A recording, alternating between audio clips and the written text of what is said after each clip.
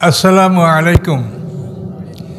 তাফসীর মাহফিলের সম্মানিত সভাপতি, পরিচালক মণ্ডলী, সম্মানিত উলামায়ে কেরাম, মুরব্বিয়ানে কেরাম, সুধী মণ্ডলী, পর্দার আড়ালে অপেক্ষমান মা ও বোনেরা, মেয়েরা, আসসালামু আলাইকুম। সম্মানিত সুধী, রাত্র গভীর হয়ে গেছে। আমরা সামান্য সময়ের মধ্যে কিছু জরুরি কথা আমরা বলবো। আল্লাহ তাআলা দয়া করে এর মধ্যে আমাদেরকে বরকত দিবেন। সম্মানিত সুধী, আপনারা কষ্ট করে কেন এই মাহফিলে আসেন? কেন কষ্ট করে আপনারা এই প্রতিষ্ঠান করেছেন? সব কিছুর উদ্দেশ্য যে পরকালে জান্নাত লাভ করা, কি ঠিক কিনা বলেন? এই একই উদ্দেশ্য। তাহলে এখন এই পরকালে জান্নাত লাভ করার জন্য এই আপনারা ফুলের বাগান সৃষ্টি করেছেন। এই সন্তানরা সকাল সন্ধ্যা কোরআন তেলাওয়াত করে, রাত্রে তেলাওয়াত করে, এগুলি ফেরেশতারা লিখে নিয়ে যায় আল্লাহর দরবারে। তো আপনারা যদি নিয়াত করেন যে আমাদের এই সন্তানদের তেলাওয়াতের সওয়াব আমাদের পিতামাতা, মুরব্বী, এই গ্রামের যত মুর্দেগান আছে তারা পাবে, এই নিয়াত করলে আল্লাহ তাআলা যদি দয়া করেন, মঞ্জুর করেন, তো তিনি আপনাদের মুরব্বীদের রুহে বা আমলনামায় এটা আল্লাহ লিখে দিবেন। তো আসুন, জান্নাতে যাওয়ার জন্য আমাদের কি সংক্ষিপ্ত কথা আল্লাহ কোরআনে বলেছেন সেটা আমরা বলার চেষ্টা করি। আল্লাহ রাব্বুল আলামিন আমাদেরকে সৃষ্টির আগেই বলেছেন, ওয়াইদ ক্বালা রাব্বুকা লিল মালাইকাতি ইন্নী জাইলুন ফিল আরদি খলিফা, সূরা বাকারার 30 নম্বর আয়াত। আল্লাহ তাআলা ফেরেশতাদের কাছে বললেন যে আমি পৃথিবীতে আমার প্রতিনিধি বানাতে চাই, খলিফা। খলিফার কাজ হলো যে সারা বিশ্বে যত সৃষ্টি আছে এদের সুব্যবস্থা করা, সুবন্দোবস্ত করা, কেউ যেন কষ্ট না পায়। পানির প্রাণী, জলের প্রাণী, স্থলের প্রাণী, আকাশের প্রাণী, সমস্ত প্রাণীকুল, সমস্ত মানব, সবাই যেন সুখে শান্তিতে থাকে, এই শান্তি বিধানের জন্য আল্লাহ তাআলা আমাদেরকে দায়িত্ব দিয়েছেন। এটা হলো খেলাফতের দায়িত্ব, মানব সেবা, জনসেবা, মানব সেবা, সৃষ্টির সেবা। এই সেবা করার জন্য আল্লাহ আমাদেরকে পৃথিবীতে সৃষ্টি করেছেন। সম্মানিত সুধী, খেলাফতের দায়িত্ব পালন যারা করবে না তারা জান্নাত পাবে না। খেলাফতের দায়িত্ব পালন না করলে মানুষ জান্নাত পাবে না। তার প্রমাণ হলো এই যে আপনাদের চোখের সামনে সবুজ বৃক্ষ, লতা পাতা দেখতে পাচ্ছেন। এটা আল্লাহ কি বলেন? সূরা বনী ইসরাঈলের মধ্যে আল্লাহ বলেন, আউযু বিল্লাহি মিনাশ শাইতানির রাজীম, তুসাব্বিহু লাহুস সামাওয়াতুস সাবউ ওয়াল আরদু ওয়া মান ফীহিন্না ওয়া মিন শাইইন ইল্লা ইউসাব্বিহু বিহামদিহি ওয়ালাকিন লা তাফকাহুনা তাসবিহাহুম। আল্লাহ বলেন, আকাশ, পৃথিবী এবং এর মাঝখানে যা কিছু আছে সবাই আল্লাহর জিকির করে, আল্লাহর পবিত্রতা ঘোষণা করে। এমন কোনো বস্তু নাই যে আল্লাহর জিকির করে না। এমনকি পাথরের টুকরা, গাছের পাতা, সবাই আল্লাহর জিকির করে। এখন একটা গাছের পাতা যতগুলি জিকির করে, আপনি কি করতে পারেন? আমি কি করতে পারি বলেন? আমাদের সাথে অনেক জিকির বেশি করে। আচ্ছা, ফেরেশতারা অনাদিকাল থেকে অনন্তকাল পর্যন্ত আল্লাহর জিকির করে, কখনো নাফরমানি করে না, কি ঠিক? কখনো করে না। তো এই ফেরেশতারা কি জান্নাতে যাবে? জান্নাতে যাবে না। জান্নাতে যাবে মানুষ, আদম, আপনি যাবেন, আদম সন্তান। কেন? যে আপনাদেরকে খেলাফতের দায়িত্ব পালন করার জন্য সৃষ্টি করেছে। এই খেলাফতের দায়িত্ব আপনারা পালন করবেন, এই জন্য জান্নাত। এই খেলাফতের দায়িত্ব যাদেরকে দেওয়া হয় নাই তাদের জন্য আল্লাহ তাআলা জান্নাত মঞ্জুর করেন নাই। কথাটা বুঝতে পারছেন? জিকির বা ইবাদতে যদি জান্নাত হতো তো মানুষের বহু আগে ফেরেশতা জান্নাত এর অধিকারী হতো, গাছপালা মানুষের আগে জান্নাতের অধিকারী হতো। কিন্তু সব কোরআন থেকেই কথা শুনছেন, এ কথার মধ্যে কোনো দুর্বলতা নাই। তাহলে জান্নাতে যাওয়ার আমল হচ্ছে খেলাফতের দায়িত্ব পালন করা, অর্থাৎ মানব সেবা। এখন মানব সেবা আপনি কি করে করবেন এটা তো জানতে হবে। আপনারা মাদ্রাসা করছেন, এখন যারা শিক্ষক তাদের এটা জানতে হবে, তারা নিজেরা হাফেজ হবে, তারপর নিজেরা ছাত্রকে পড়াতে শিখাবে।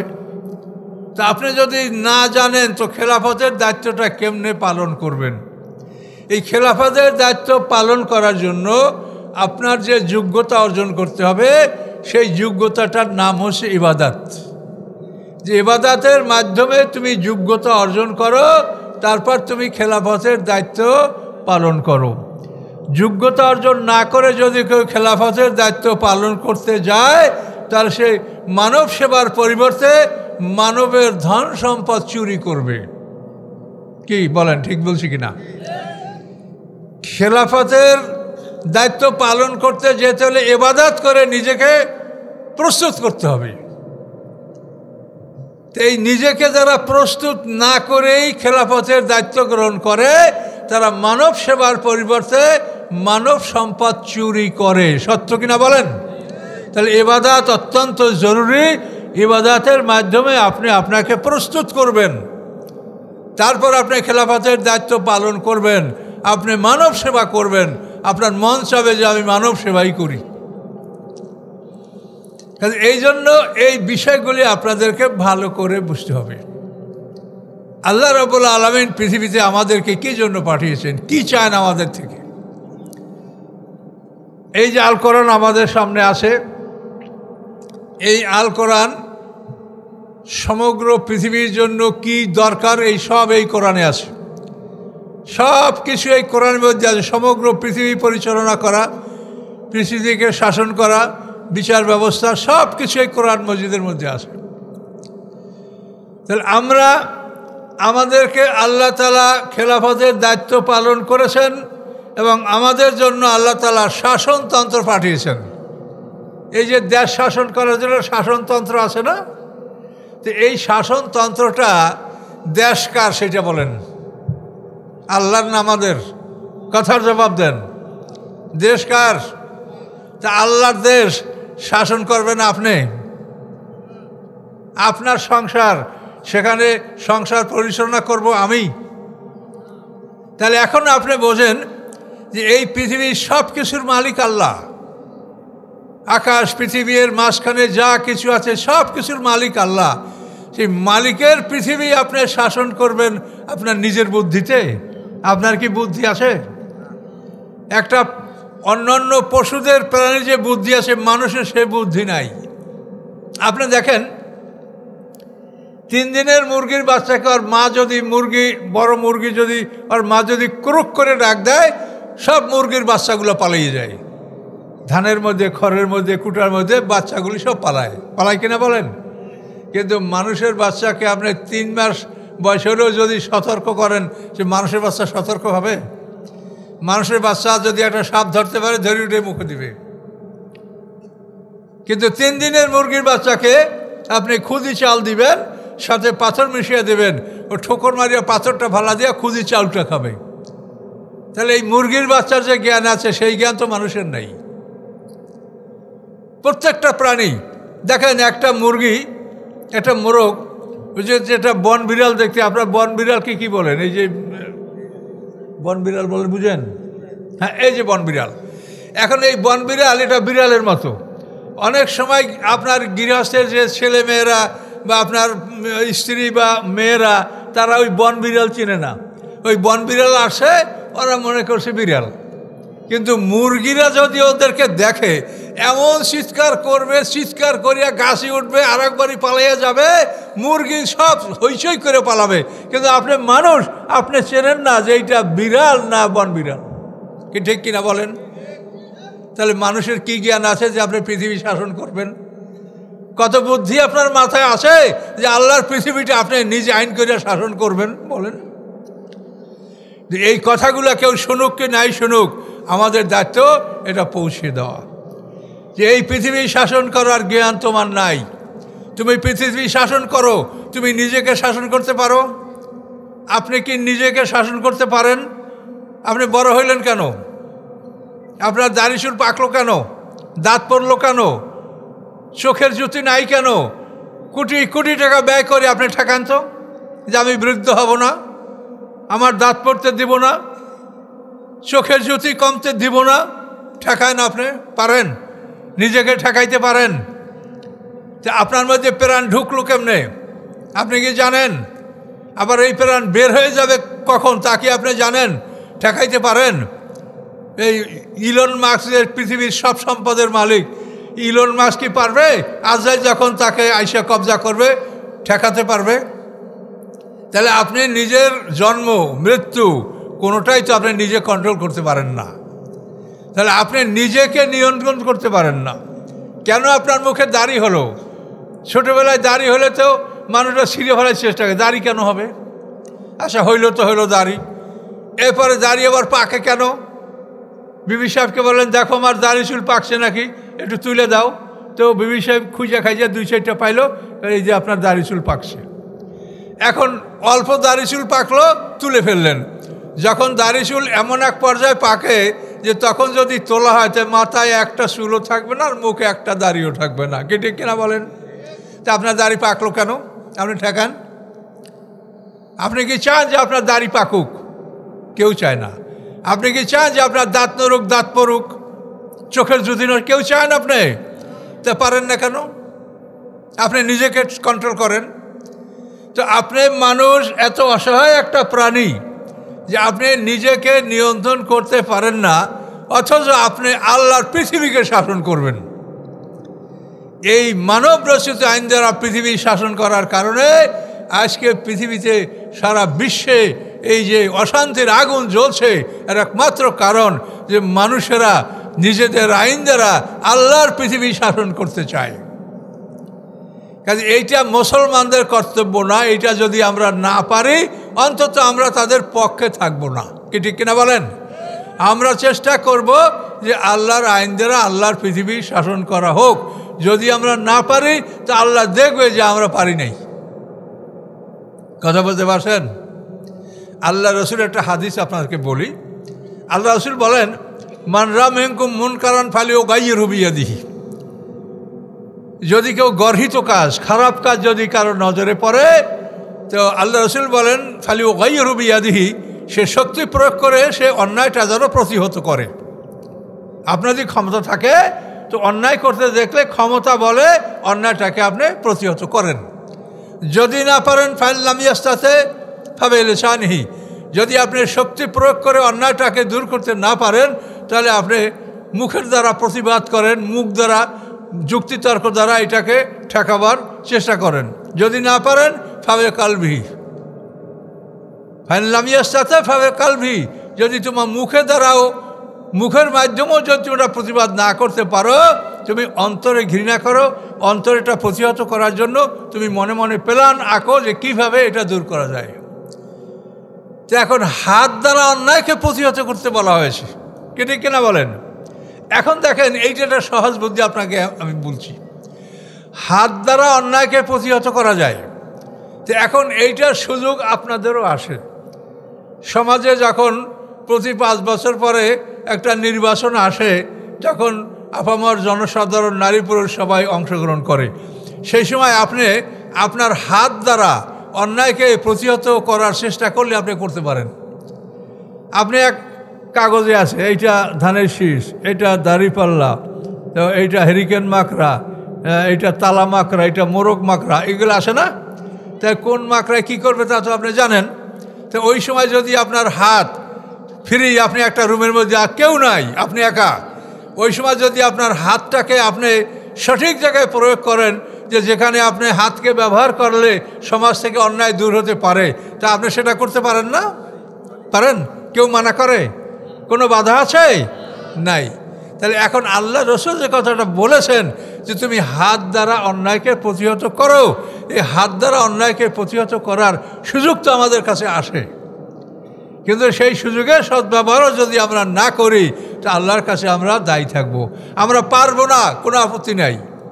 আল্লাহ বলছেন লা ইউকাল্লিফুল্লাহু নাফসান ইল্লা উসাহা, কোনো মানুষকে আল্লাহ তাআলা তার সাধ্যের বাইরে তার উপরে কোনো বোঝা চাপান না। কাজে আমরা চেষ্টা করে যে ব্যর্থ হই তা আল্লাহ দেখবে যে আমার বান্দা আমার পক্ষে চেষ্টা করছে, সে ব্যর্থ হয়েছে, আমাকে আল্লাহ ক্ষমা করবে, আপনাকে ক্ষমা করবে। কিন্তু এই কথাগুলো আপনারা ভালো করে বোঝেন যে আল্লাহ রসুল বলছেন তুমি শক্তি প্রয়োগ করে তোমার হাত দ্বারা অন্যায়কে প্রতিহত করো, তো আপনাকে তো সেই সুযোগ দেওয়া হয়েছে। আপনি যদি এখন এই সুযোগের সদ্ব্যবহার না করেন, তা আল্লাহর কাছে আপনি কি জবাব দেবেন? হবে কি হবে না সেটা আল্লাহ জানে, কিন্তু আপনার চেষ্টা আপনি করেন। এই পরামর্শগুলি আপনাদেরকে আমরা দিচ্ছি, যেহেতু আপনাদের সামনে যে কর্ম আসছে এটার ব্যাপারে আপনারা কী করবেন তার জন্য আপনাদেরকে আমার এই পরামর্শ। সম্মানিত সুধী, কোনো মানুষ আল্লাহ রসুলের সুপারিশ ছাড়া জান্নাতে যাবে না, রাসূলের আনুগত্য ছাড়া কোনো মানুষ জান্নাতে যাবে না। কোরআন মাজিদে আল্লাহ তাআলা 40 বার বলেছেন আতিউল্লাহ ও আতিউর রাসূল, আল্লাহর আনুগত্য করো, তার রাসূলের আনুগত্য করো। এটা 40 বার কোরআন পাকে আল্লাহ বলেছেন। এখন এই রাসূলের আনুগত্য আমাদের করতে হবে। এখন রাসূলের আনুগত্য আমরা করব, তার জীবনটা আমাদের জানতে হবে। পৃথিবীতে আপনি পড়বেন 2টা বই, 1 নম্বর হলো কোরআন শরীফ, 2 নম্বর রাসূলের জীবনী। এর বাইরে আপনার কোনো বই না পড়লেও চলবে, কিন্তু আপনারা ঘরে গাদা গাদা বই, এত বই যেগুলি মানে 1 মাইল 1.5 মাইল 2 মাইল লম্বা লাইব্রেরি, সব বইতে বোঝাই। এত বই আপনি কখন পড়বেন? আপনাকে তো আল্লাহ এত বই পড়তে বলে নাই। আল্লাহ বলছে আমি তোমাদেরকে এই সংক্ষিপ্ত একটা বই, এটা পড়ো তোমরা, এই বইটার মধ্যে তোমাদের সব আছে, এই বইটা পড়ো। কিন্তু এই বইটা আপনারা কি পড়েছেন? আপনারা পড়েন নাই। একটা লোক বিএ পাস করতে গেলে কত বই পড়া লাগে বলেন তো? একজন ডাক্তার হইতে, একজন ইঞ্জিনিয়ার হইতে কত বই পড়া লাগে? কিন্তু আমরা ওই সব বই পড়েছি, কিন্তু আমরা আল্লাহর এই বইটা পড়ি নাই। রাসূলের জীবনীটা একবার পড়ে দেখি নেই, যিনি বিশ্বের শ্রেষ্ঠ মানব। খ্রিস্টানরা বই লিখেছে দি 100, যে 100টা মানুষের জীবনী একটা বইতে লেখা হয়েছে, বইটার নাম 100। এই 100 বইতে মুহাম্মদ সাল্লাল্লাহু আলাইহি ওয়াসাল্লামকে বলা হয়েছে তিনি বিশ্বের 1 নম্বর মানুষ, বোথ রিলিজিয়াস অ্যান্ড সেকুলার, ধর্মের দিক থেকে এবং পার্থিব দিক থেকে মুহাম্মদ সাল্লাল্লাহু আলাইহি ওয়াসাল্লাম বিশ্বের 1 নম্বর মানুষ। তো বিশ্বের 1 নম্বর মানুষের জীবনীটা পড়া উচিত না বলেন? কিন্তু আমরা কয়েকজনের রাসূলের জীবনী পড়েছি। তো এই জন্য এই বিষয়গুলি আপনাদেরকে সতর্ককরণ। এই একদিনে 1 ঘন্টায় 1.5 ঘন্টায় কিছু তাফসিরের কিছু করা যায় না, কিন্তু আমি এলোমেলো কথা বলতে চাই না। আমি কথা বলতে চাই যাতে কিছু আপনারা বাড়ি নিয়ে যেতে পারেন, যে আমি এই জিনিসটা আজকে শিখে এসেছি। তাহলে আপনি একটা জিনিস শিখেছেন কিনা, যে আপনাকে পৃথিবীতে সৃষ্টি করা হয়েছে খেলাফতের দায়িত্ব পালন করার জন্য, মানব সেবা আপনি করবেন। 2টা মানুষের মধ্যে ঝগড়া মিটাবেন, একটা কবুল হজের সব আপনার আমলনামায় আল্লাহ দান করবেন। এই ঝগড়া বিবাদ মিটাতে না পারলে মানুষের মধ্যে খুনাখুনি, মার্ডার পর্যন্ত হয় কিনা বলেন? কাজে এই জন্য যাদেরকে আল্লাহ জ্ঞান দিয়েছে, ক্ষমতা দিয়েছে, তারা বসে থাকবেন না। তারা সমাজের অন্যায় দূর করার জন্য, ঝগড়া বিবাদ মিটাবার জন্য আপনি সময় ব্যয় করবেন। যারা সালিসি ব্যবস্থা করতে পারেন, যারা সালিসি ব্যবস্থা করবেন, এটা নফল ইবাদত চাইতেও বেশি সওয়াব পাবেন। যারা ভালো কৃষি কাজ করতে পারেন, তারা কৃষি কাজ করবেন। সমাজের মানুষ আপনাদের উৎপাদন করা শাক সবজি তরি তরকারি খাবে, আনন্দিত হবে। কাজে আপনি ফরজ ওয়াজিব আদায় করার পরে নফল নামাজের পরিবর্তে যদি আপনি কৃষি কাজ করেন, তা আপনি বেশি সওয়াব পাবেন। যে মাছ চাষ করতে পারেন, এটা জনসেবা। আপনি যদি মাছ চাষ না করেন তো মানুষ খাবে কি? এই সেবামূলক কাজগুলি করা কোনো অপরাধ নয়। কথা বুঝেছেন? সওয়াব শুধু তসবির মধ্যে না, আর সওয়াব শুধু মসজিদে না, মসজিদের বাইরেও সওয়াব। দেখেন, আপনি মাছের ঘের করছেন, উদ্দেশ্য এই মাছ বিক্রি করা হবে, আমি এর পিছিয়ে অর্থ ব্যয় করছি, সম্পদ ব্যয় করছি, পরিশ্রম করছি, আমিও লাভ করব, জনগণ খাবে। এটা সেবামূলক কাজ। এটা যদি না হয় তো মানুষ খাবে কি? এই জন্য প্রত্যেকটা সেবামূলক কাজ এটা আপনার জন্য সওয়াবের কাজ, এটা আপনাকে বুঝতে হবে।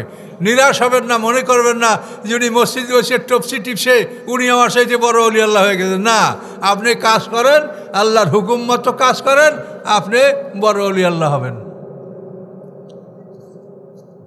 আল্লাহ রসুলের কাছে একটা হাদিসের বিবরণ আছে যে রাসূলের জীবদ্দশায় ঘটনা, সাহাবীরা একটা দল কোনো এক জায়গায় গেছেন, তার মধ্যে একজন সাহাবী মানে যেখানেই থামা হয় সেখানেই সে নফল নামাজ ইবাদত বন্দেগী শুরু করে দেয়। সবাই বলে ইয়া রাসূলুল্লাহ, এই সাহাবী আমাদের মধ্যে সবচেয়ে বেশি ইবাদত করেছে। তা আল্লাহ রসুল বলেন যে তার উটকে খাবার কে দিয়েছে? যে আমরা দিয়েছি। তার রান্না বান্না কে করেছে? আমরা করেছি। তার সেবা যত্ন কে করেছে? আমরা করেছি। তখন আল্লাহ রসুল মিসকে এসে বলেন যে ওর চাইতে তোমরা ভালো, যে ও নিজের কাজও করে নাই, অপরের সেবাও করে নাই, অপরের সেবা গ্রহণ করেছে আর তসবিহ পড়েছে, আর তোমরা যে সেবা করেছ তোমরা ওর চাইতে ভালো। তাহলে এই জন্য আল্লাহর কোরআনের সাথে রাসূলের এই কথাগুলোর মিল আছে। আল্লাহ বলছেন ইন্নী জাইলুন ফিল আরদে খলিফা, পৃথিবীতে আমি খলিফা, অর্থাৎ তোমরা প্রতিনিধি, তোমরা সেবামূলক কাজ করবে। সেবামূলক কাজ আপনাকে করতেই হবে।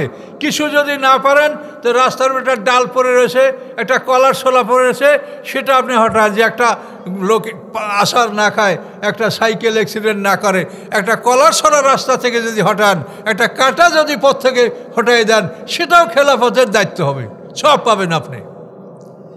মানব জীবনের সমস্ত কর্মগুলি হচ্ছে সওয়াব, যদি আপনি এই কর্মগুলি আল্লাহ রসুলের জীবন থেকে গ্রহণ করতে পারেন।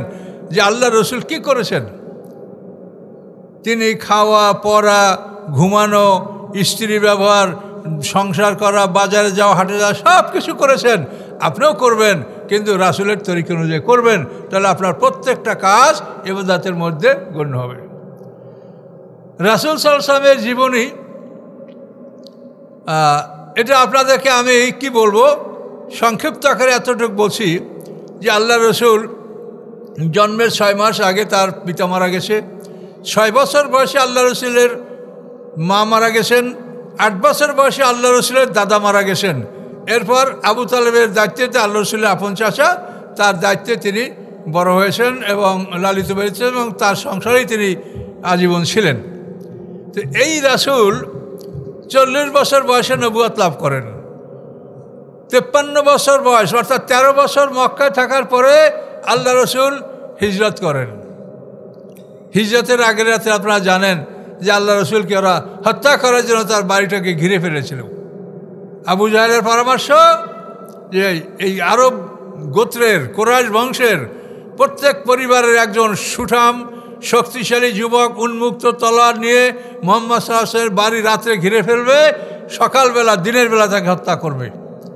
এই পরামর্শ নিয়ে তারা আল্লাহ রসুলকে আবদ্ধ করেছিল তার ঘরে। কোরআনে কি বলেছেন আল্লাহ জানেন? কোরআনে আল্লাহ বলেন আবরামু আমরান ফাইন্না মুবরিমুন, তারা একটা পরিকল্পনা গ্রহণ করেছে, আমিও পরিকল্পনা গ্রহণ করেছি। কথা বলতে পারছেন? ওরা পরিকল্পনা গ্রহণ করেছে মুহাম্মদ সাল্লামকে হত্যা করবে। আল্লাহ বলেন আমি পরিকল্পনা গ্রহণ করছি যে আমি তাকে সরাসরি এখান থেকে মদিনায় পাঠিয়ে দেব। এখন আল্লাহর কথা দেখেন কিভাবে বাস্তবায়িত হয়েছে। আল্লাহর ওরা একটা পরিকল্পনা গ্রহণ করেছে, আমিও পরিকল্পনা গ্রহণ করেছি। আল্লাহ রসুল সেই এমন পথ, যেই পথ দিয়ে সচরাচর মানুষ চলাচল করে না, এমন পথে আল্লাহ রসুল মদিনার উদ্দেশ্যে তিনি হিজরত করেছেন। আবু বকর সিদ্দিক রাদিয়াল্লাহু তাআলা একটা গোলাম আমের ইবনে ফাহিরা এর সাথী ছিল, আর আব্দুল্লাহ ইবনে আরিকাত নামক একজন পথ বিশেষজ্ঞ, তার নেতৃত্বে আল্লাহ রসুল সেই লোহিত সাগরের পার বেয়ে ধীরে ধীরে তিনি মক্কা থেকে মদিনার পথে রওনা করেছেন। চলতে চলতে জোহফা নামে জায়গায় যখন আল্লাহ রসুল উপনীত হয়েছেন, তখন তিনি মক্কা মদিনার স্বাভাবিক রাস্তাটার উপরে উঠেছেন। চিনতে পেরেছেন যে এইটা মক্কা মদিনার স্বাভাবিক রাস্তা। তখন আল্লাহ রসুল সেখানে বসে কেঁদেছেন যে আল্লাহ, আমি আমার মাতৃভূমি ত্যাগ করে আমি কোথায় যাচ্ছি, আমি কোথায় যাব, কার কাছে যাব? তো আল্লাহ রসুল ওখানে কেঁদেছেন। তখন আল্লাহর সাথে সাথে কোরআনের আয়াত নাযিল করেছেন, ইন্নাল্লাযী ফারাদা আলাইকাল কুরআনা লারাদ্দুকা ইলা মাআদ, নিশ্চয়ই যে আল্লাহ আপনার উপরে কোরআন ফরজ করে দিয়েছেন, সেই আল্লাহ অবশ্যই আপনাকে আপনার জন্মভূমিতে ফিরিয়ে আনবেন।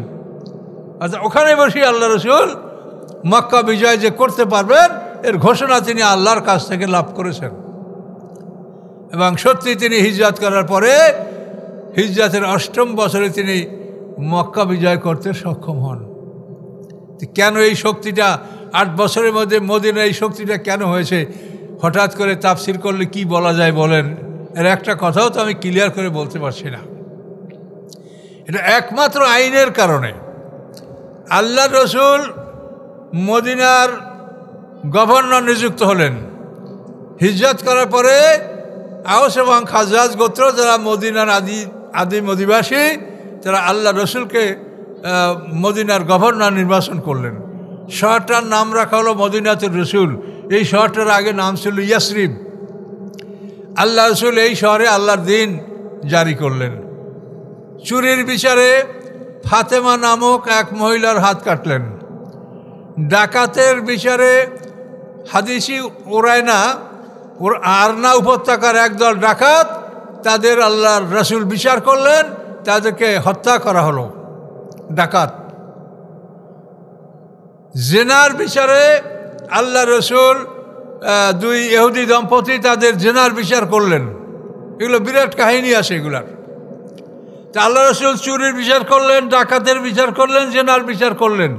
এই তিনটা বিচার করার পরে মদিনার মানুষ তারা খুব ভীত হয়ে গেল যে এই লোকটা এত বড় কঠিন।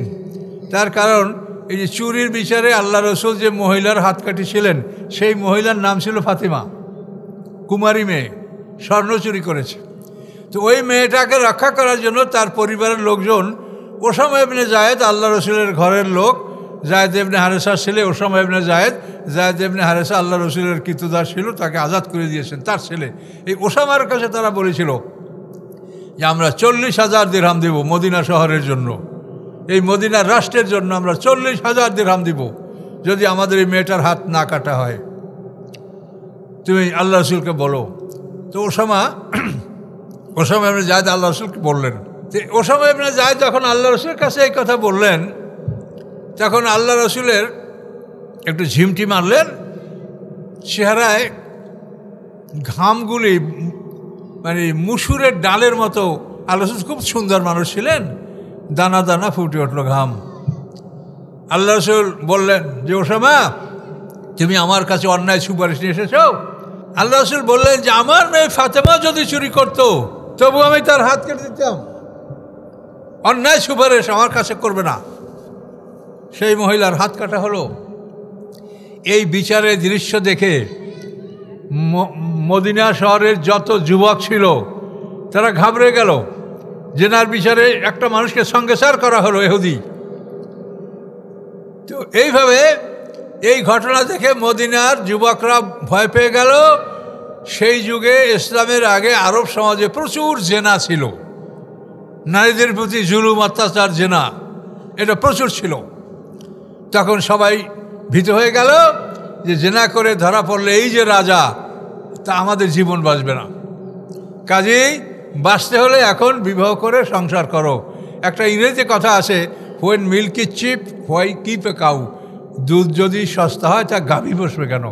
গাভী পোষতে তো অনেক খরচ, আর দুধ যদি 1 কেজি 1 টাকায় কেনা যায় তো কে গাভী পোষে, দুধ কিনে খাবো। এখন আল্লাহ রসুল মদিনায় হিজরত করার পরে যখন জেনার বিচার করলেন, তখন ওরা ঘাবড়ে গেল যে এখন আর সস্তায় দুধ খাওয়ার দিন নাই, এখন দুধ খাইতে হলে গাভী পুষতে হবে। কি কথা বুঝতে পারছেন? কি বুঝেছেন কথাটা আমার, না বোঝেন নাই? যে দুধ খাইতে হলে কি করতে হবে, এখন গাভী পুষতে হবে। এখন সবাই বিয়া করার চিন্তা শুরু করলো। এখন বিয়া করার চিন্তা শুরু করলো। সেখানে তো জানেন যে মক্কা মদিনায় কন্যা সন্তানদেরকে জ্যান্ত কবর দেওয়া হতো, কন্যাদের সংখ্যা ছিল কম। এখন বিয়া করতে হবে। সবাই যখন বিয়ার প্রস্তাব করলো, বিয়া করতে শুরু করলো, কয়েকদিনের মধ্যে মদিনা শহরের সব কালো ধলো মানে কুমারী অকুমারী সব মেয়েদের বিয়া হয়ে গেল। কিন্তু এখনও অনেক পুরুষ তারা বিয়া করতে পারছে না, মহিলা নাই, নারী নাই। এই খবরটা যখন শহরের আশপাশে ছড়িয়ে পড়ল, তখন বাইরের লোকেরা চিন্তা করলো যে হায় রে হায়, মেয়ে নিয়ে আমাদের কতই না দুর্ভোগ, মেয়ে নিয়ে কতই না কষ্ট করতে পারছি। কাজে ওই শহরের এমন এক রাজা যে সেখানে জেনা করার কোনো সুযোগ নাই, কাজে ওইখানে যদি আমি মেয়েগুলো নিয়ে যাই তো মহারানা সব মেয়েগুলোর বিয়া হবে। তখন এইভাবে যাদের অনেক কন্যা আছে, এই কন্যা সন্তানকে তারা বিয়া দেওয়ার জন্য তারা মদিনা শহরে হিজরত করলো। সম্মানিত সুধী, তো এখন এইভাবে মেয়ে নিয়া শহরে মদিনা শহরে লোক হিজরত করতে লাগলো। এবং ব্যবসা বাণিজ্যের এমন সুযোগ যে ঘর ভাড়া করা লাগবে না, কিচ্ছু লাগবে না, রাস্তার পারে বেচা কিনা করো, মাল ঢেকে রাখো, চুরি করলে তার হাত কাটা যাবে, চোর নাই, চোরের বংশ নির্বংশ, জেনা নাই, জুলুম অত্যাচার নাই। এখন সবাই চিন্তা করে ওই দেশে বসবাস করব। কি আপনারা যদি কোনো দেশ পান যে ওইখানে ইসলাম কায়েম আছে, তো অনেক লোক আছে যে আমরা সেখানে যেয়ে বসবাস করব, করবে না মানুষ? তো এখন এই সুযোগ কে ছাড়ে? তখন বিভিন্ন অঞ্চল থেকে দলে দলে লোক মদিনায় হিজরত করতে শুরু করলো।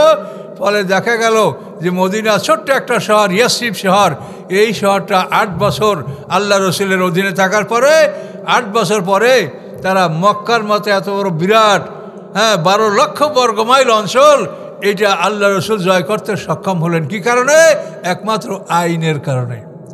এই আইন দেখেই মানুষেরা মদিনা শহরে হিজরত করেছে এবং মদিনা শহরে একটা শক্তিশালী রাষ্ট্র সৃষ্টি হয়েছে। ফলে আল্লাহ রসুল এই জনবল নিয়ে, মানে 10,000 সাহাবায়ে কেরামদেরকে নিয়ে রমজান মাসের 8ই রমজান আল্লাহ রসুল মক্কা বিজয়ের উদ্দেশ্যে রওনা করেন এবং 18ই রমজান আল্লাহ রসুল মক্কা বিজয় করেন। বলুন আলহামদুলিল্লাহ। তো সম্মানিত সুধী, এই আইন তাহলে আল্লাহ রসুলের জীবন, যে আল্লাহ রসুলের আনুগত্য না করলে আমরা কেউ জান্নাত পাবো না। আল্লাহ রসুলের শাফাতের কারণে বিচার অনুষ্ঠিত হবে। এটা আপনি যেখানে যাবেন সেখানে আল্লাহর রাসূল ছাড়া কোনো কাজের ফয়সালা হবে না। তো এই রাসূলের জীবনটা যদি আমরা দেখি তাহলে আমরা দেখব আল্লাহ রসুল হিজরত করেছেন। হিজরত করার পরে মদিনায় 18 মাস পরে তিনি বদরের যুদ্ধ করেছেন। হিজরত করার 6 মাস পরে জিহাদের অনুমতি আয়াত নাজেল হয়েছে। উযিনা লিল্লাযিনা ইউকাতালুনা বিআন্নাহুম যুলিমু ওয়া আন্নাল্লাহা আলা নাসরিহিম লাকাদির। সূরা হজের মধ্যে আয়াত, এই আয়াতে আল্লাহ তাআলা জিহাদের অনুমতি দিয়েছেন। এটা হিজরতের 6 মাস পর। 18 মাস পর বদরের যুদ্ধ হয়েছে।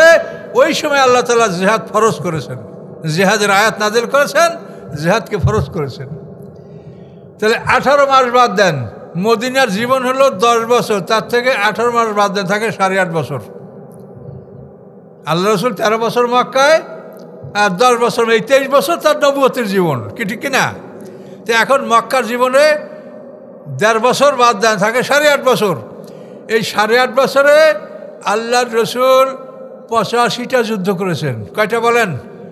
85টা যুদ্ধ করেছেন। এর মধ্যে আল্লাহ রসুল 27টা যুদ্ধে নিজের সেনাপতির দায়িত্ব পালন করেছেন। এই হলো আল্লাহ রসুলের জীবন। তাহলে 8.5 বছরে 85টা যুদ্ধ, তার মানে বছরে 10টা যুদ্ধ, 8 10 80, 8 10 8 বছরে 8 10 80, আর 6 মাসে আরও 5টা 85। তাহলে প্রতি বছরে আল্লাহর রসুল 10টা যুদ্ধ পরিচালনা করেছেন নিজে এবং সাহাবীদের দ্বারা। তো এইভাবে একটা মানুষের জীবন শেষ হয়েছে। সেই রাসূল হচ্ছেন আমাদের রাসূল মুহাম্মদুর রাসূলুল্লাহ সাল্লাল্লাহু আলাইহি ওয়াসাল্লাম। কাজে তার জীবন থেকে যদি আমরা দেখি যে কত কষ্টকর জীবন তিনি যাপন করেছেন এবং এইভাবে তিনি দিন প্রতিষ্ঠা করে গেছেন। আল্লাহ রসুলের জীবনে কাফেরদের বিরুদ্ধে সর্বশেষ যুদ্ধ ছিল আহজাবের যুদ্ধ, খন্দকের যুদ্ধ। 22 পারায় সূরা আহজাব। এই আহজাব একটা সূরা সম্মিলিত বাহিনী। এই আহজাব যুদ্ধটা ছিল আল্লাহ রসুলের বিরুদ্ধে কাফেরদের সর্বশেষ যুদ্ধ। এই যুদ্ধে 20,000 মুশরিক ইহুদি আল্লাহ রসুলের বিরুদ্ধে মক্কা থেকে এসে মদিনা দখল করার তারা চেষ্টা করেছিল। সম্মানিত সুধী, এখন আমাদের যেন বুঝতে ভুল না হয় যে আল্লাহ রসুল এই যুদ্ধগুলি করেছেন, এর উদ্দেশ্য এই না যে মানুষ তোমরা সব মুসলমান হয়ে যাও, তা না। যুদ্ধগুলির উদ্দেশ্য হলো যে আল্লাহর দ্বীনকে কায়েম করো। আল্লাহ রসুল বলছেন দিন কায়েম করে রাখো একটা রাষ্ট্রে, সে রাষ্ট্রটা পৃথিবীর যেখানে হোক। আল্লাহ রসুল বলেছেন যে সোরায়া সেতারা, আপনারা ছিলেন সোরায়া সেতারা, সপ্তর্ষি মণ্ডল উত্তর আকাশে যে ধ্রুব তারা ওঠে, পোল স্টার যাকে বলা হয়। তো আল্লাহ রসুল বলছেন এই সোরায়া সেতারা যেখানে, এখানেও যদি তোমরা আল্লাহর দিন কায়েম করে রাখো তো আল্লাহর একদল বান্দা সেখানে গিয়া আল্লাহর দিনকে সেখান থেকে আহরণ করে নিবে। তুমি দিনকে কায়েম করে রাখো। কে মুসলমান হলো কে না হলো সেটা তোমার দেখার দায়িত্ব না। আল্লাহ বলছেন সেটা দেখার দায়িত্ব আমার। আমি জান্নাতে ভরবো, জাহান্নামও ভরবো, সব মানুষ মুসলমান হবে না। কাজে এই ইসলামে যে যুদ্ধ জেহাদ, এটা মানুষকে মুসলমান বানাবার জন্য নয়। সূরা বাকারার মধ্যে আল্লাহ বলেছেন ওয়াকাতিলুহুম হাত্তা লা তাকুনা ফিতনা ওয়া ইয়াকুনুদ দীনু কুল্লু লিল্লাহ, যে তোমরা কাফেরদের বিরুদ্ধে যুদ্ধ করো ফিতনা না থাকা পর্যন্ত। ফিতনা হলো শাস্তিদান। মুসলমানদেরকে যে কত নির্যাতন করা হয়েছে, আম্মারের পিতা ইয়াসার, তার মা সুমাইয়া, এদেরকে আবু জাহেল এবং অন্যান্য কাফেররা কত নির্যাতন করে হত্যা করেছে। আম্মারকে জ্বলন্ত কয়রার উপরে শোয়ানো হয়েছে।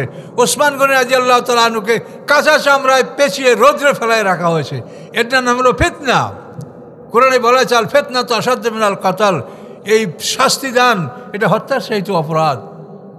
তো আল্লাহ বলছেন তুমি যুদ্ধ করবে যেন মুসলমানদেরকে শাস্তি দেওয়ার মতো কারো ক্ষমতা পৃথিবীতে না থাকে। এ পরিমাণ তুমি যুদ্ধ করবে এবং সারা দুনিয়া আল্লাহর আইনটাকে প্রতিষ্ঠিত করে রাখবে। মুসলমান বানাবে না, মুসলমান বানাবার দায়িত্ব তোমার না, হেদায়েত আল্লাহর হাতে। কাজে আমাদের দায়িত্ব হলো আল্লাহর দিন কায়েম করা, দিনের দাওয়াত, কোরআনের কথাগুলি মানুষকে পৌঁছিয়ে দেওয়া। এই কোরআনের দাওয়াত মানুষকে কিভাবে পৌঁছাতে হবে, এইটা আপনাদের মনে, আমাদের মনে, মুসলমানদের মনে এই চিন্তাটা থাকতে হবে। আমরা শুধু, আমি তো আগেই বলছি যে আপনি যদি মনে করেন যে বসে বসে ইবাদত করলে জান্নাতে যাব, এটা ভুল চিন্তা। তার কারণ আপনাকে সৃষ্টি করা হয়েছে খেলাফতের দায়িত্ব পালন করার জন্য। আর এই খেলাফতের দায়িত্ব সঠিকভাবে পালন করার জন্য আপনাকে ইবাদত করতে বলা হয়েছে। কাজে আপনাকে মনে করতে হবে যে সেবামূলক কাজ এটা আমাদের কর্তব্য। এই জন্য কীভাবে আপনারা কোরআন শিখবেন, নিজের জীবনে বাকি যে সময়টুকু আছে এই সময়টুকু কোরআনের পিছনে ব্যয় করেন, কোরআন শেখেন।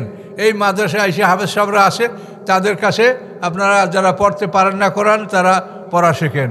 আর যারা পড়া শিখেছেন তারা কোরআনের তর্জমা অর্থ শেখেন। এভাবে আপনি জীবনটাকে, আপনি তালবে ইলম ব্যবস্থা, আপনার মৃত্যু হোক, তালবে ইলমদের বড় ফজিলত। কাজে আপনারা কোরআন শেখেন, অপরকে শিখান। আর এই যে প্রতিষ্ঠান আপনারা করেছেন এটা আপনাদের নাজাতের একটা উসিলা।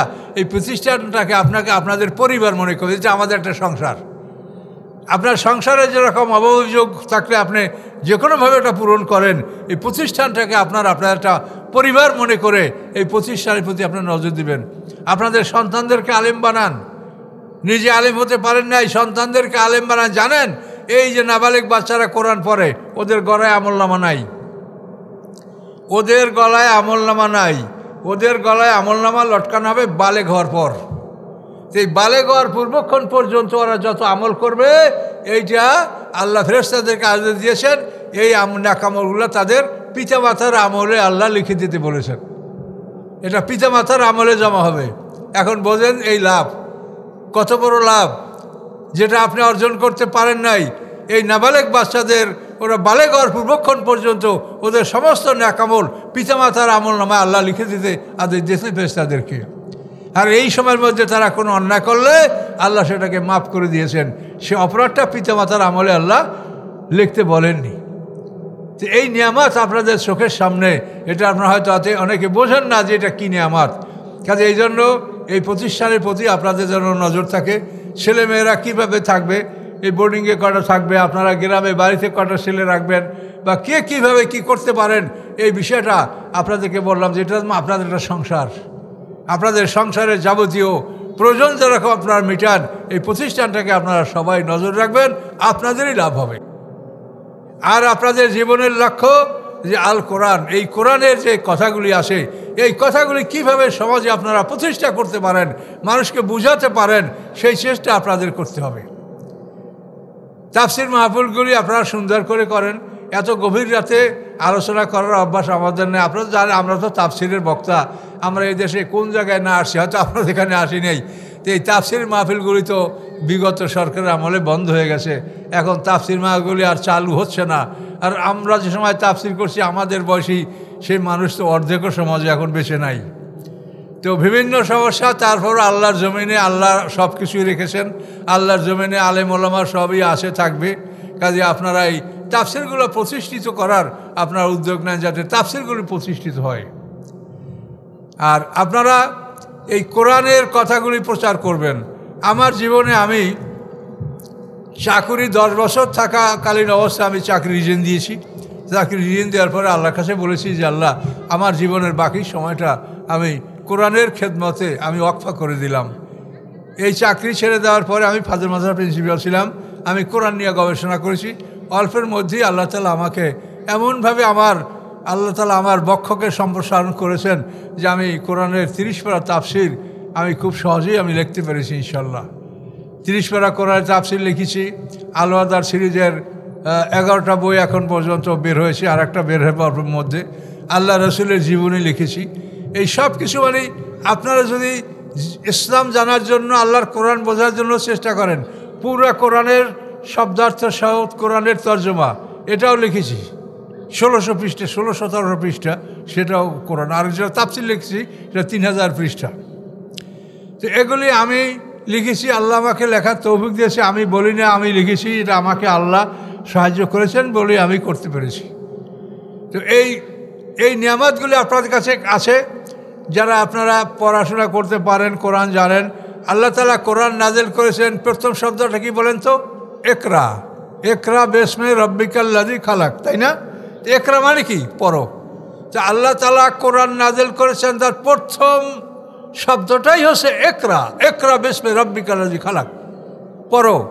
তাহলে আপনাকে আল্লাহ পড়তে বলেছেন, আপনি পড়েন। এই পড়ার জন্য আমি যথাসাধ্য চেষ্টা করে, যারা জ্ঞানীরা আমার তাফসীর শোনেন তারা অনেকটাই জানতে পারবেন যে বিভিন্ন টুকটাক ভুলভ্রান্তি মানুষের থাকে। কাজে পূর্ববর্তী লেখার মধ্যে যে ভুলভ্রান্তিগুলি আছে সেগুলি আমি অনেক ক্ষেত্রে সংশোধন করেছি। আবার আমারও যে ভুল থাকবে না তা নয়, সেজন্য আমিও বলছি যে আমারও ভুলভ্রান্তি যদি আপনাদের নজরে পড়ে সেটা আমাকে অবগত করেন। তো আশা করি ইনশাল্লাহ আমার ভুলভ্রান্তি অনেকটা কম হবে বলে আমি আশা করি। তারপরেও ভুল হবে, ভুল ছাড়া কেউ লিখতে পারে এটা আমি মনে করি না। তা আপনারা এই কোরআন আপনারা শিখবেন আর পড়বেন, আর বাকি জীবনটা কোরআনের পিছনে থাকবেন। কোরআন রাসূলের জীবনী, কোরআন রাসূলের জীবনী, এবং কোরআন থেকে যে বিষয়গুলি আপনাদেরকে জটিল মনে হবে সেখানে আপনি হাদিসের সহযোগিতা দিবেন। আপনি প্রথমেই হাদিস থেকে শুরু করবেন না, তাহলে কিন্তু এলোমেলো হয়ে যাবে।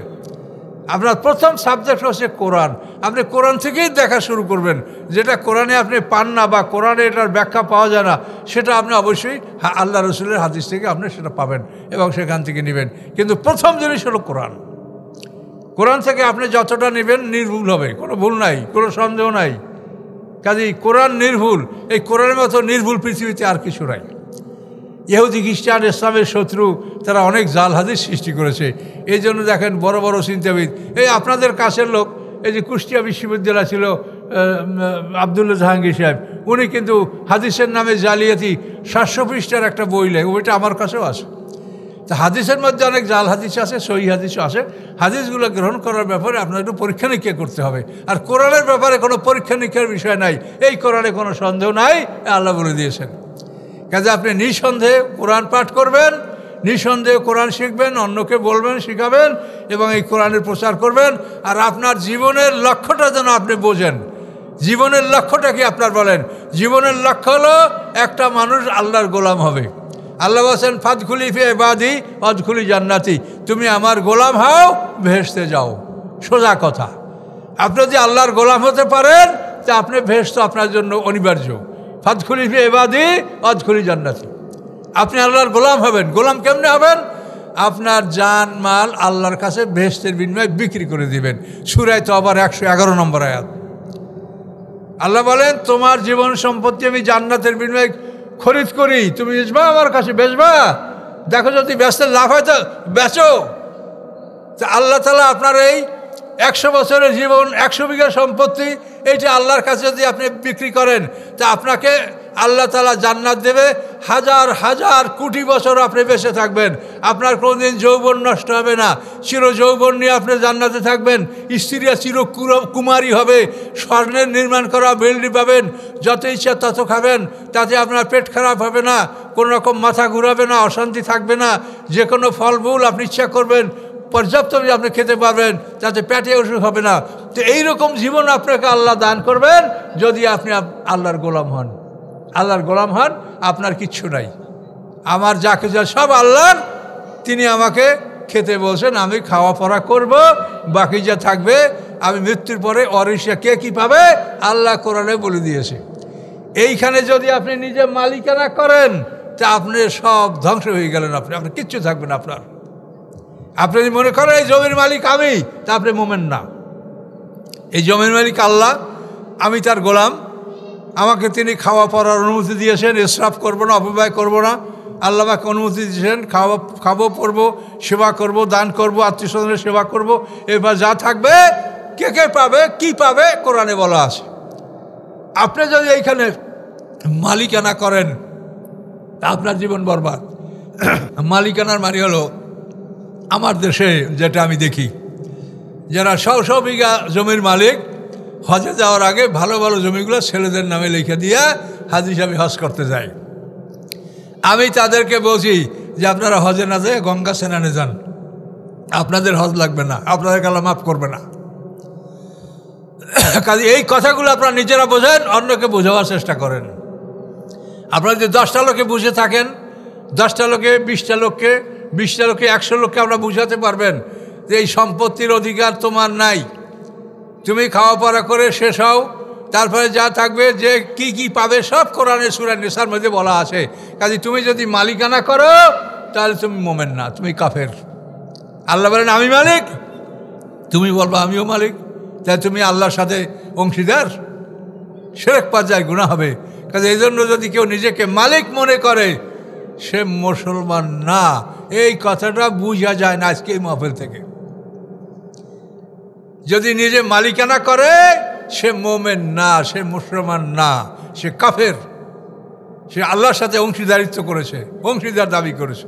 আল্লাহ বলে আমি মালিক আর ও বলে আমি মালিক, নাউজুবিল্লাহ।